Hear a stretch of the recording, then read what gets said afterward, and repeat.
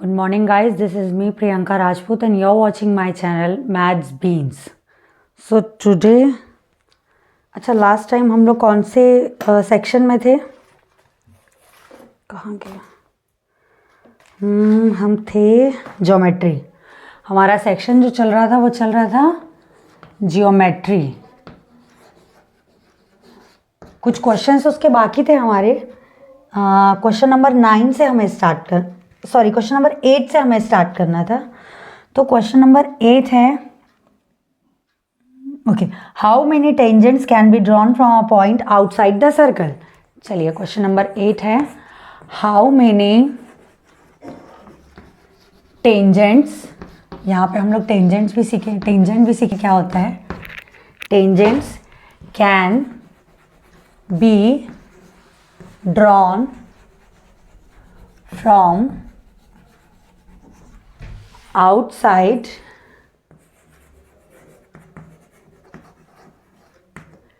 The circle के बाहर से हम किसी भी एक पॉइंट से फ्रॉम अ पॉइंट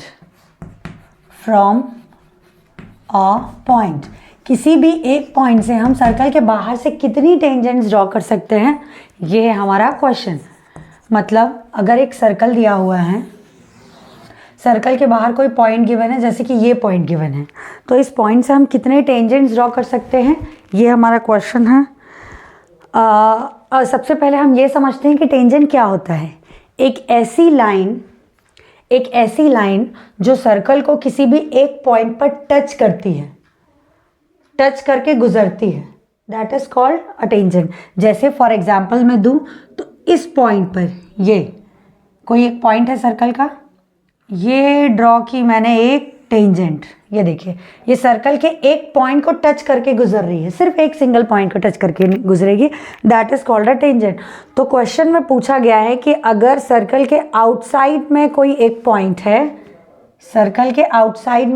पॉइंट है, तो इस पॉइंट से सर्कल पर कितनी टेंजेंट्स ड्रॉ की जा सकती हैं. तो अगर मैं ड्रॉ करूं इस पॉइंट से एक टेंजेंट, तो ये आई सर्कल की तरफ, ये और ये गुजर चली गई. यहाँ एक पॉइंट को टच किया इसने, सिमिलरली ये गई ऐसे करके, यहाँ भी इसने एक पॉइंट को टच किया ऐसे करके. थोड़ा सा तिरछा बन गया है पर थोड़ा ऐसे, थोड़ा करेक्ट ही कर ले इसको. ये एक पॉइंट पे यहाँ टच किया इसने. तो अब अगर मैं इस पॉइंट से कोई और टेंजेंट बनाना चाहूँ, तो या तो ये लाइन थोड़ा बाहर से होकर गुजरेगी, या तो अगर मैं बनाऊँ तो ये ऐसे करके गुजरेगी अंदर से. और अगर अंदर से गुजर रही है तो सर्कल के किसी एक पॉइंट को टच नहीं करेगी, सर्कल के किसी दो पॉइंट्स को टच करेगी. और टेंजेंट कभी भी अंदर नहीं जाती है, बाहर की तरफ ही रहती है, सर्कल के बाहर ही रहती है. जो अंदर से गुजरती है उसको हम फिर सीकेंट कहते हैं. तो ऐसी दो टेंजेंट्स ड्रॉ की जा सकती हैं किसी भी पॉइंट से जो सर्कल को पास करके गुजरें एक सिंगल पॉइंट से. तो इसका आंसर होगा हमारा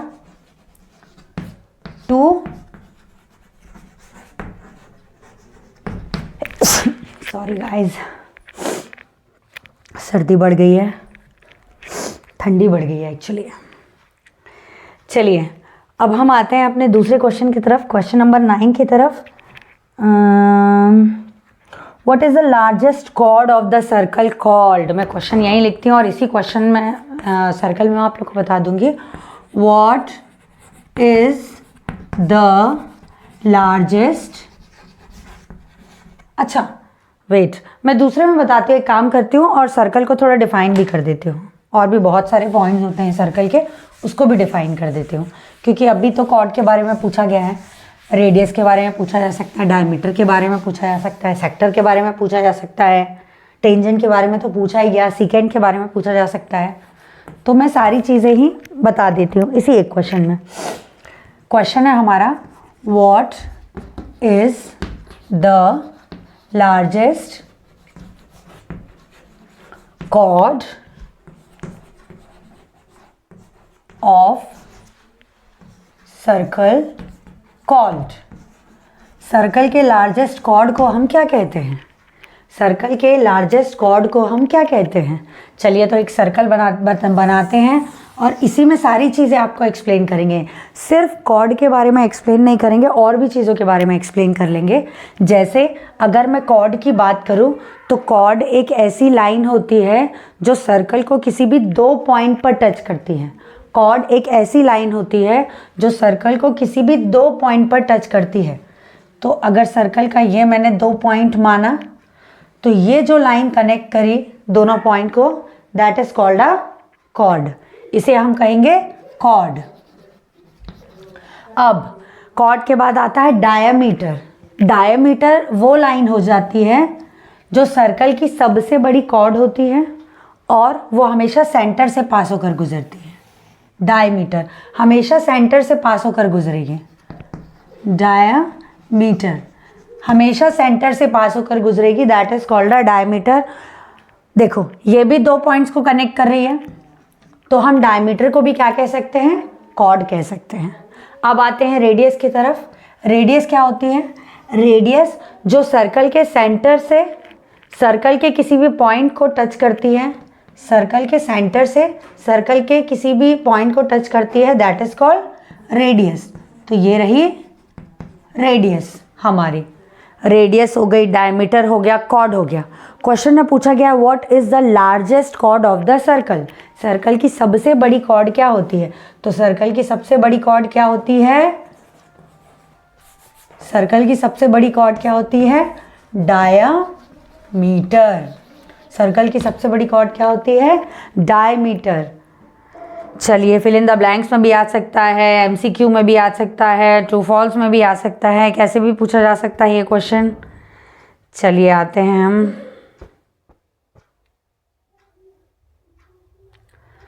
नेक्स्ट क्वेश्चन की तरफ। नेक्स्ट क्वेश्चन क्या कह रहा है?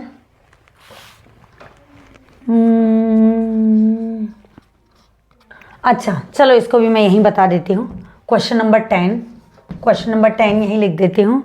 What is the sum of opposite angle of cyclic quadrilateral. Cyclic quadrilateral हमारे पास एक टॉपिक है जिसको मैं एक्सप्लेन कर देती हूँ तो सारी चीज़ें हो जाएंगी। What is the sum of opposite angle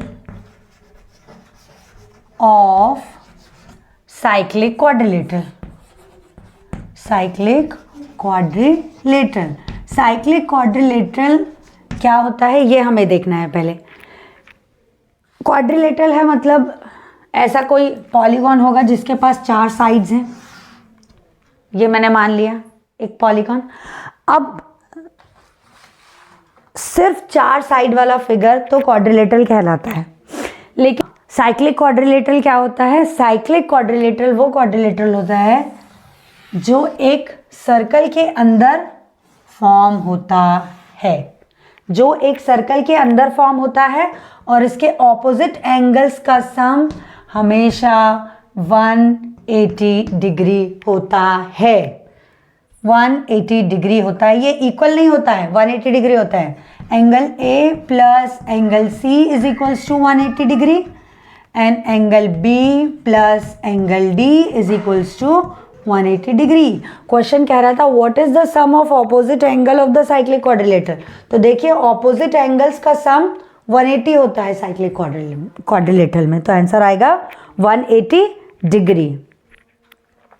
अब हम आते हैं अपने नेक्स्ट क्वेश्चन की तरफ।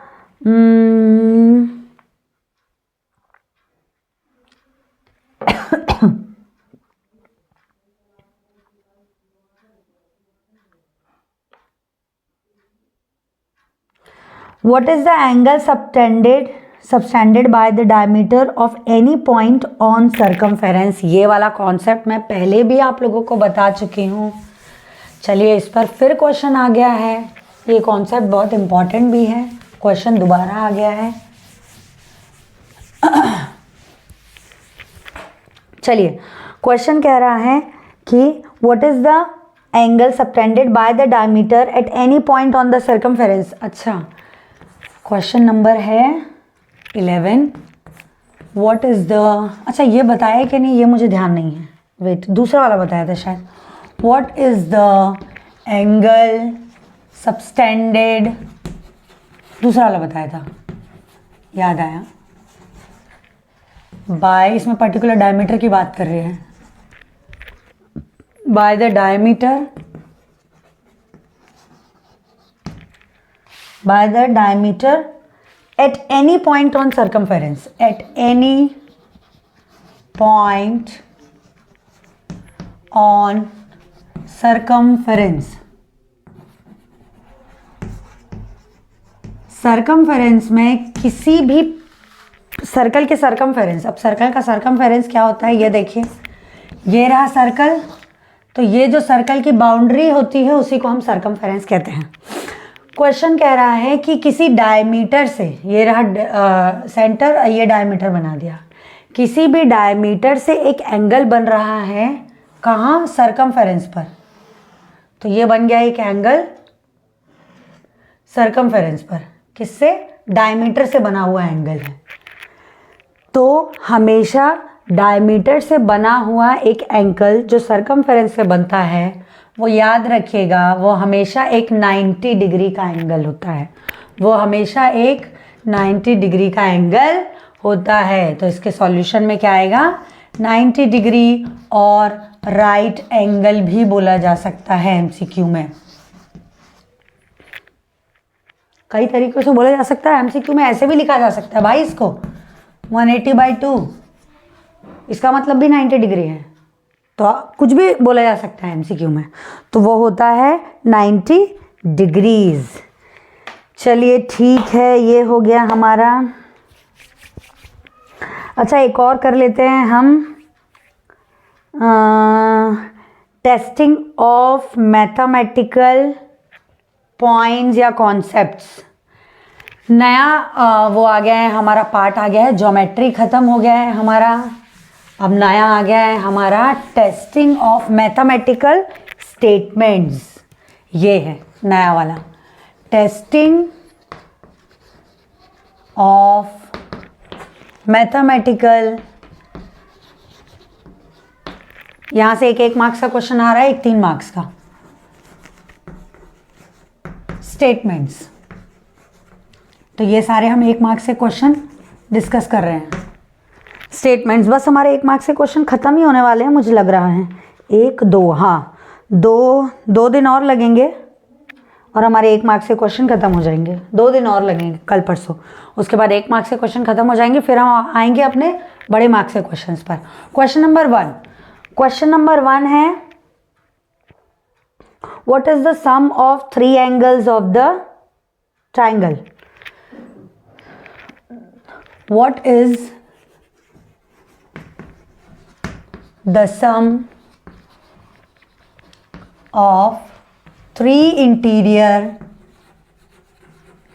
angles of triangle। ट्राइंगल के तीनों इंटीरियर एंगल्स का सम क्या होता है, हमें ये बताना है। तो ट्राइंगल के तीनों इंटीरियर एंगल्स का सम क्या होता है, ये आप सभी को पता होगा, 180 डिग्री, जिसको हम एंगल सम प्रॉपर्टी के नाम से पढ़ते भी हैं, प्रूफ भी करते हैं। तो ये हो गया हमारा आंसर। एमसीक्यू का question, fill in the blanks का क्वेश्चन कैसे भी पूछा जा सकता है, ट्रू फॉल्स में ही पूछा जा सकता है, या तो ये लिख कर दे देगा, is the sum of 3 interior angles of a triangle is 180 degree, यहाँ से the sum of 3 interior angles of a triangle is 180 degree, true और फॉल्स। तो अगर है 180 डिग्री तो ट्रू है, अदरवाइज फॉल्स है। चलिए क्वेश्चन नंबर 2 में आते हैं। छोटे छोटे क्वेश्चन है इसलिए ये वाला पार्ट भी ले रहे हैं। अगेन क्वाड्रिलेटरल के लिए सेम क्वेश्चन है, what is the sum of interior angles of quadrilateral. Quadrilateral के इंटीरियर एंगल्स का सम क्या होता है, क्वाड्रिलेटरल के इंटीरियर एंगल्स का सम क्या होता है। तो ये भी बड़ा आसान है। यहाँ मैं ट्रायंगल का फिगर बना दे रही हूँ आप लोग के लिए, यहाँ क्वाड्रिलेटरल का फिगर बना दे रही हूँ। कोई भी क्लोज फिगर जिसके पास 4 साइड्स हैं, वो हमारा क्वाड्रिलेटरल है। तो क्वाड्रिलेटरल के चारों इंटीरियर एंगल्स का सम होता है 360 डिग्री।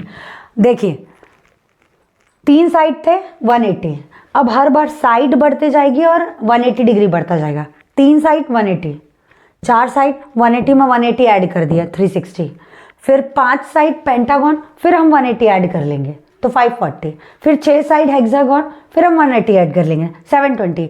ऐसे 180 ऐड होते जाएगा हर बार, जैसे जैसे साइड्स बढ़ते जाएंगे वैसे वैसे 180 डिग्री ऐड होते जाएगा हर बार। चलिए नेक्स्ट क्वेश्चन पर आते हैं। अच्छा ठीक है, चलिए क्वेश्चन नंबर 3 पर आते हैं। If all 3 sides of a triangle is equal,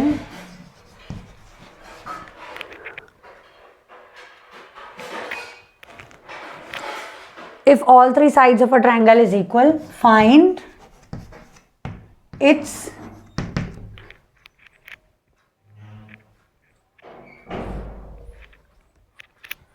interior angle. Find its interior angle. चलिए अगर हमारे पास एक ऐसा ट्रायंगल दिया हुआ है, जिसकी तीनों साइड्स आपस में equal, this is equals to this is equals to this, तीनों साइड्स आपस में इक्वल हैं, उस ट्रायंगल को हम क्या कहते हैं? उस ट्रायंगल को हम कहते हैं इक्विलेटरल ट्रायंगल। उस ट्रायंगल को हम कहते हैं इक्विलेटरल ट्रायंगल। और इक्विलेटरल ट्रायंगल के एंगल, तीनों एंगल्स कितने डिग्री के होते हैं? 60 डिग्री के होते हैं। तीनों एंगल्स कितने डिग्री के होते हैं? 60 डिग्री के होते हैं। इक्विलेटरल के तीनों एंगल्स 60 डिग्री के होते हैं। चलिए अब हम आते हैं नेक्स्ट क्वेश्चन की तरफ। बस 2 क्वेश्चन और बाकी हैं, फिर खत्म। ये बहुत आसान है, 1 मार्क्स से 1 क्वेश्चन आना है ना, ऐसा ही क्वेश्चन आएगा, इजी सा, टफ नहीं है बिल्कुल। टफ तो खैर कुछ भी नहीं है, कॉन्सेप्ट्स आप लोग को ध्यान में होने चाहिए। फिर टफ क्या है? कुछ नहीं, जो आता है वो इजी है, जो नहीं आता है वो टफ है। क्वेश्चन नंबर 4 पर आते हैं। क्वेश्चन नंबर 4 कह रहा है, ओके, एक्चुअली क्या है ना, जो मेरे पास क्वेश्चन बैंक है उसमें हिंदी में लिखा हुआ है, मुझे उसे इंग्लिश में ट्रांसलेट करना पड़ता है। ठीक है चलो,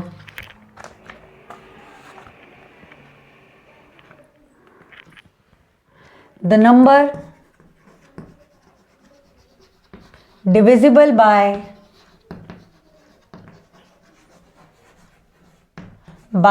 2 इज कॉल्ड, क्या कहते हैं? जो नंबर 2 से डिविजिबल हो जाता है उस नंबर को हम क्या कहते हैं? कोई भी नंबर जो 2 से डिविजिबल है उसको हम क्या कहते हैं?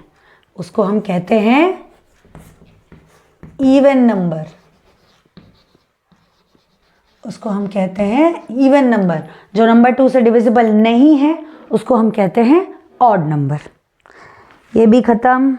Now the last question. देखिए सारे 1-1 नंबर के क्वेश्चन है, इसलिए फटाफट हो जा रहे।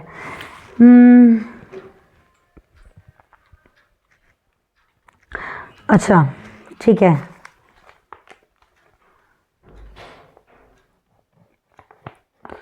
If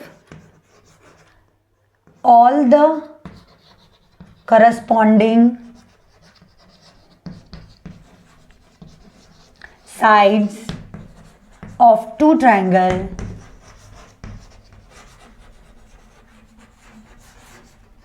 are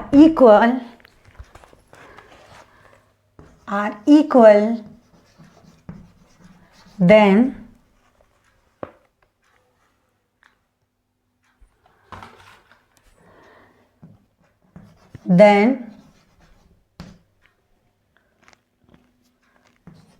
what can we say about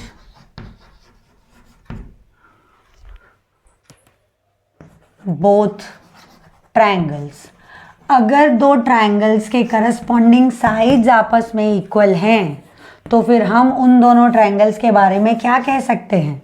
ये हमारे ट्रायंगल हैं ABC, this is equals to triangle PQR। अगर इसके ये साइड इसके बराबर है, ये साइड इसके बराबर है और ये साइड इसके बराबर है, अगर ये तीनों इसके करस्पॉन्डिंग साइड आपस में इक्वल हैं तो मैं क्या कर सकती हूँ? इस ट्रायंगल को उठा के इसके ऊपर ओवरलैप कर सकती हूँ क्योंकि करस्पॉन्डिंग साइड्स इक्वल है। और ये ओवरलैपिंग वाला कॉन्सेप्ट कहाँ आता है? कॉन्करेंट ट्रायंगल्स में आता है। तो अगर हमारे दोनों ट्रायंगल्स के करस्पॉन्डिंग साइड्स आपस में इक्वल हैं तो हम ट्रायंगल्स के बारे में क्या कह सकते हैं? बोथ ट्रायंगल्स आर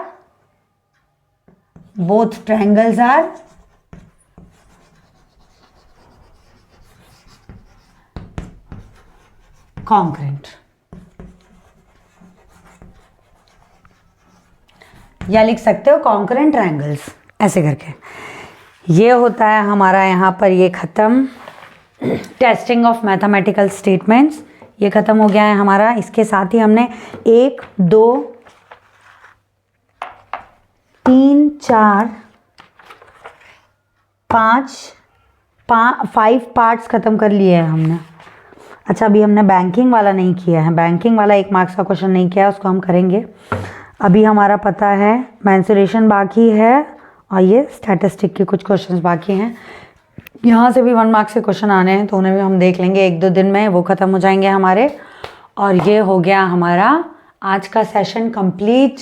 अगेन आप लोगों से यही कहना चाहूँगी कि आप लोग प्रैक्टिस करिए, एग्ज़ाम्स आने वाले हैं, पास आ रहे हैं, दिसंबर हमारा ऑलमोस्ट ख़त्म हो गया है। पढ़ते रहिए। All the best.